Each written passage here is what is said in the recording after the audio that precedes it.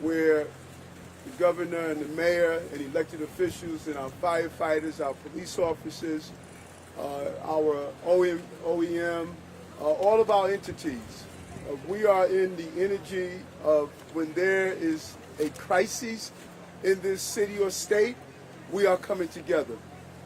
We are sending a loud message with the men and women of the clergy and the other officers in this city. We are in a moment where we're facing a multitude of crises at one time, and we won't succeed if we're not united. And coming here today, the governor reached out to me and stated that she wanted to be here to send a loud message for these families and to say thank you to the men and women who went in this building. Some of these firefighters, their oxygen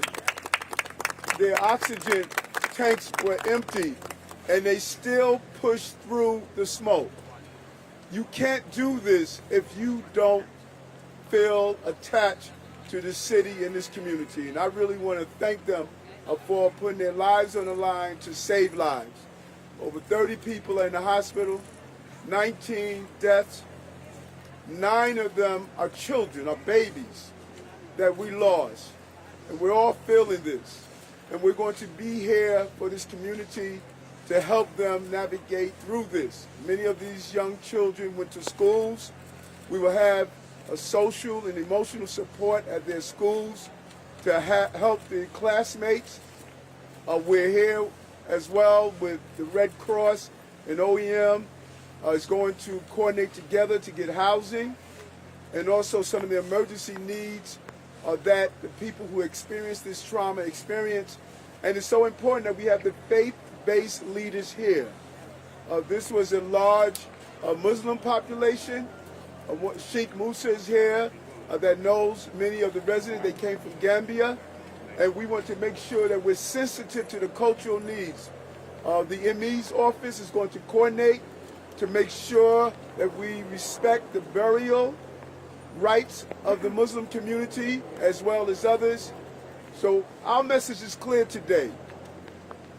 During the tragedy, we are going to be here for each other. There's more to be discovered. The FDNY is doing a thorough investigation. Commissioner Nigro will update us on the latest. But it appears as though this stemmed from a space heater. But the marshals are here. They will give us a thorough investigation to determine exactly what took place and what we can do better not to have this repeated. And so at this time, I want to just thank the governor of the state of New York, who's here with us today, and just to ask her to say a few words. Governor? Thank you, Mayor. We are indeed a city in shock.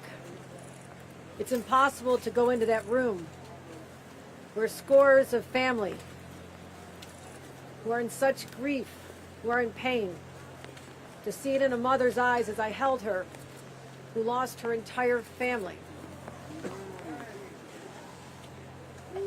It's hard to fathom what they're going through. But I went table to table, helped children make their ramen noodles and eat their pizza, and let them know one thing, and the mayor and I are united in this: we will not forget you. We will not abandon you. We are here for you. So your elected leaders, from your Senator Schumer on down to our council members, are united here to support this community, to say tonight is a night of tragedy and pain, and tomorrow we begin to rebuild. We rebuild their lives and give them hope, especially those who came all the way from Africa, Gambia, in search of a better life right here in this great borough, the borough of the Bronx. They're part of our family. And when I prepare my budget this week, I'm going to establish a victims' compensation fund for the individuals I just sat with and said, I will not forget you. There'll be money to help them find new housing, for burial costs, for whatever they need. We'll take care of them, because that's what we do here in the state of New York. We are here for the Bronx, and we're here for anyone who needs us. And I thank the leadership of our mayor, our fire commissioner, Nigro, and all the men and women in uniform who went into a building not knowing their own fate and they still went in there and rescued people. And that's why I'm so proud to be the governor of a state like this. You cannot keep us down, ever. We are united together. Thank you. And may God bless the individuals who are suffering and the souls of those we lost, particularly the children. And I'm just so happy when I reached out to our state senator and asked him, can he come up and join us today without hesitation. He came up just to be here and show our united front. Thank you, Senator Schumer. Senator Schumer. Thank you, Mayor, Governor, and everyone here. You see the outpouring of every level of government, from all parts of the city. I just came up from Brooklyn. It is such a tragedy, thinking of children, thinking of families, thinking of so many people in this building, immigrants striving to climb that ladder up, and their lives snuffed out. It's awful. I want to thank our firefighters. Unbelievable. They always rush to danger. They don't care. They don't worry about themselves. They just go in there. And they were here, from all reports, very, very quickly. We appreciate that. At the federal level, we'll do whatever we can. There is housing assistance, there is tax assistance, and maybe most important in this instance, immigration assistance, so families can be united, because many of these families have come from overseas and need to be here. And I just pledge, and I saw my colleague from Congress, our Congressman Richie Torres, we pledge to do whatever we can at the federal level. But New Yorkers are united in standing by when there's a tragedy. We come together. We don't care about ideology. We don't care about race, creed, color, religion. We come together, we embrace one another, and we say we are for helping New Yorkers who need help. That's who we've been for the history of our city. And on this awful night, that doesn't change. Thank you so much, Senator. And I think the senator raised a good point. This is a heavy immigrant community, and we want to make sure Sheikh Musa let the residents know that if you need assistance, your names would not be turned over to ICE or any other institution. We want people to be comfortable in coming forward, and it's imperative that we connect with those on the ground to make sure they get that message and that word out. And so we want to allow and have Commissioner Nigro come forward to give you any technical updates on what took place and the updates on the investigation. Commissioner?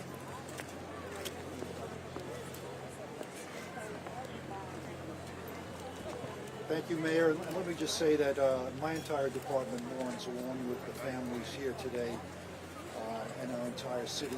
We're all about saving lives, and the loss of one life is sad for us, much less 19 lives.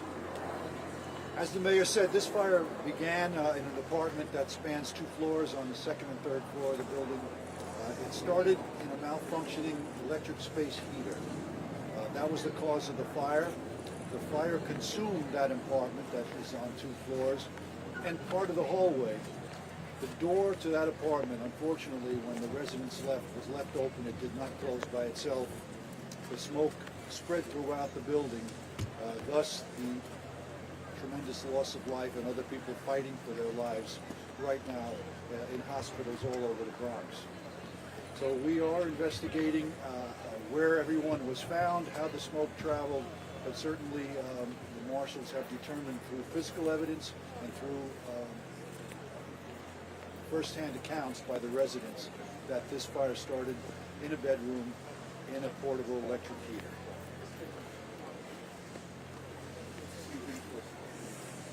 Any questions that I can answer, we'll be happy to do that. Commissioner, there were reports that the...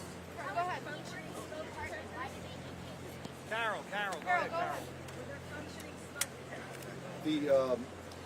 I heard someone ask about the heat. The heat was on the building. It was being used to supplement the building heat. There were smoke alarms throughout the building. The first call that came in was due to a neighbor hearing a smoke alarm and looking and seeing the smoke and calling. Commissioner, there were reports that this was a very frequently malfunctioning smoke alarm system, that the alarm went off frequently, and that's why a lot of residents may not have felt urgency to leave. Are you confirming any of that? We will look into that, but I cannot confirm that now. There are reports also that residents didn't know where to escape, where the fire escapes were. Would you care to comment on that? Well, on buildings like this, there are no fire escapes. There are interior stairways. So the residents should know where the stairwells are. And I think some of them could not escape because of the volume of smoke. Go ahead. How many residents total were displaced, and how many are now staying in the elementary school next door? I can't give you the exact number right now. I believe there's 120 apartments in the building. There's a very large number of people right now who need a place to stay. Can you tell us anything about the children over their neighbors? I do not have that now. There are some people in the building now. Whether they will stay, we're not sure, but they're very few. Commissioner, talking about, your crews always run in these burning buildings. There have to be so many kids and families in there. Can you talk about watching, some of these people clearing out these small children? Some of them didn't make it, how that affects the entire department? I think it certainly is traumatizing when we can't save a life. And our members, tried diligently, fire and EMS members, to bring some of these people back and to bring them out as quickly as they could. So we will have our counseling service be very busy after this with our members who are saddened by this terrible loss. Commissioner, I understand your members were finding people in stairwells all throughout the building. Can you explain how that operation went and why it is you think that this was all over the building the way it was? Well, as I said, the door was left open to the apartment. There was at least one door open from the stairwell to a floor on one of the upper floors. Smoke and heat travel upward. That we know. That's what happened here.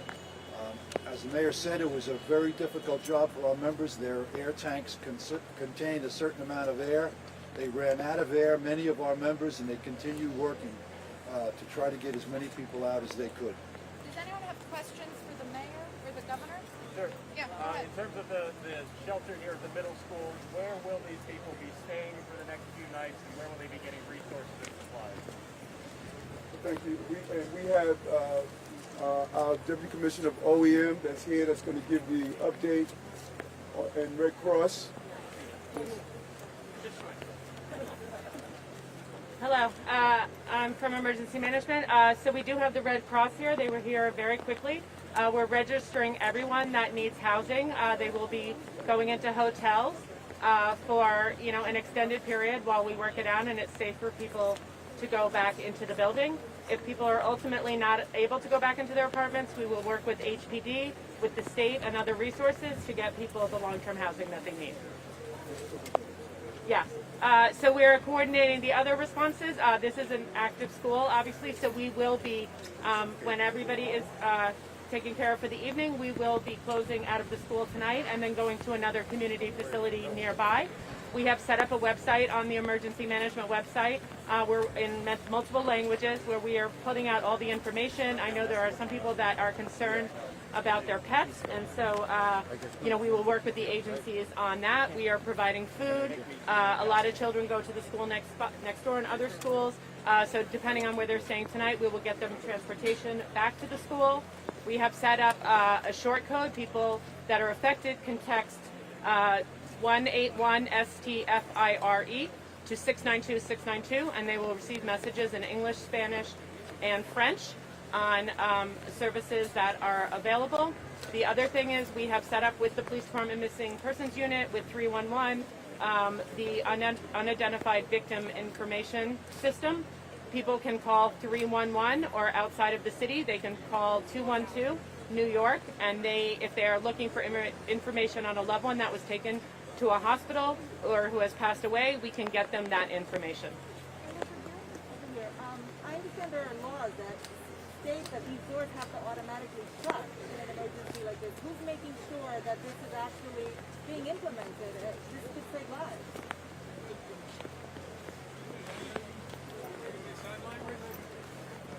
There are laws. They're supposed to do that, and part of the investigation from the marshals would determine if this exactly took place here. But there are laws on that. Have there been any issues reported at this building before? I think that you guys mentioned that. Like any other problems here that things went out of code in the building that you know of there? Our preliminary review determined that there were 2 reports, violations, but they were not related to heat at all. Did COVID? Hold on. Who did you say? Okay, yes. The building is listed as semi-fireproof online. My understanding is that all buildings above 6 stories are fully fireproof. Do you have that discrepancy at all? Yeah, we'll look into that. This building was built in 1972, was federally funded. It's potentially built under outside of the New York City Fire Code, which is why it might be listed as that. What do you mean what is outside the New York City Fire Code? Well, certain federal buildings can be built under different standards. But to be perfectly clear, the fire never extended beyond. The fire itself, other than getting in the hall because the door was open, never extended anywhere else in the building. So that was not a factor. Thanks. Given the staffing challenges, with Omicron, is FDNY EMS seeing any staffing challenges, and did that play any role in the response here? Played absolutely no role. It's a challenge, but we've been able to, every one of our units is fully staffed, fire and EMS. Let's do one more so we get out of the way. My question, any Pakistani family in this building? I'm sorry? Any Pakistani family? We're not aware of that. Not aware of that. Listen, we want to. Thank you, everybody. We just really want to thank our congressional delegation, the public advocate, our council members, our assembly person, our DA, our borough president, our controller. We're just seeing the symbol of the unification of this city come into this family and this community to let you know we are here and we're going to be here for you. Thank you very much.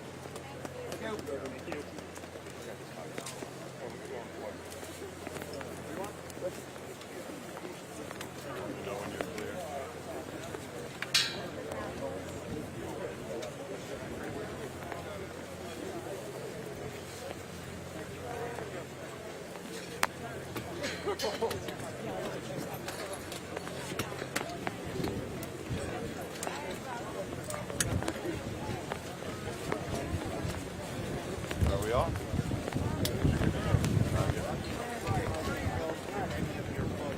Everybody unplugged? Hey, you got me?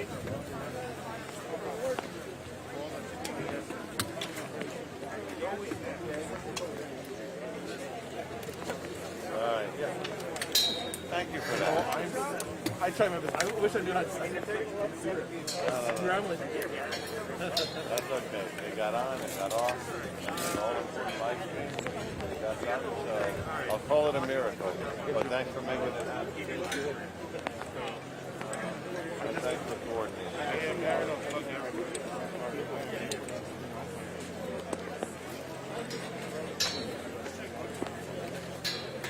Okay. Sounds good. Thank you. All right. Sorry for getting everybody all wet. I'm going to fade into the night.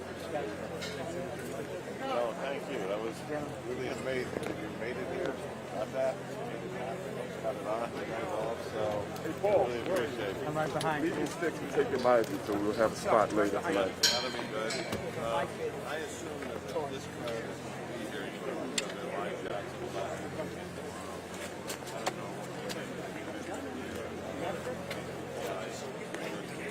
Thank you. I think this one. work that out. Seems relatively okay. Watch your step for 1 second, please. Oh, wait, you still.